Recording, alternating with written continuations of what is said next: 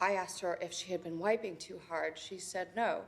Her daddy had been playing with her down there. You took her to a pediatrician, but you didn't want to call the police. Why is that? I was panicked, I guess. In denial. Who wants to think or believe that their spouse would do something like that? And I was still reeling from the knowledge that he was sleeping with Rose. Your teenaged sister. Relevance, Your Honor. It goes to a pattern of behavior. I'll allow it, but tread carefully. Tell me about Mr. Maddox's relationship with your teenage sister, Rose. He was her brother-in-law, but Frank knew her since she was a toddler.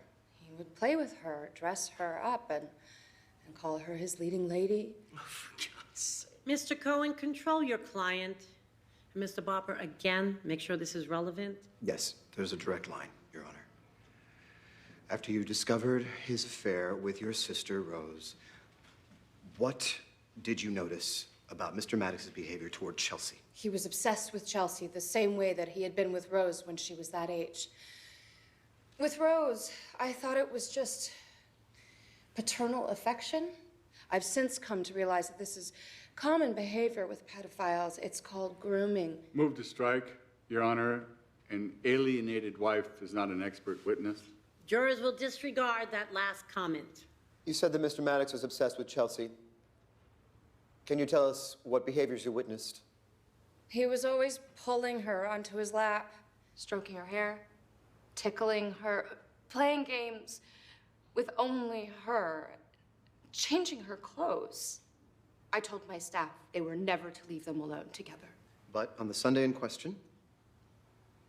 He gave our nanny permission to go outside for a smoke. So that he could be alone with Chelsea? Hearsay. Nothing further. Ms. Summers, first let me say how much I've admired your work as an actress. Moments ago, you described my client's behavior toward Chelsea. He hugs her, he tickles her, he kisses her. That sounds like a loving father to me. Well, we have a son also, Daniel, and he never touches or plays with him. Well, Ms. Summers, you've never actually seen my client inappropriately touching Chelsea. If you had, you'd call the police. Obviously, he doesn't do those things when I'm watching. Let me ask you a question. When did this behavior start to upset you? It dawned on me over time. Over time, would you say over the past year when your husband and your youngest sister entered into a relationship? Yes. It made me aware that Frank was not what he seems to be. It must have been very upsetting to you when he filed for divorce. Would you say that you're angry at your ex-husband? Yes, but that is not why I took my daughter to our pediatrician. No, of course not. I mean, you were just concerned for her well-being. Of course I was. And were you concerned for her well-being when you sent this is Defense Exhibit 3 to your then husband?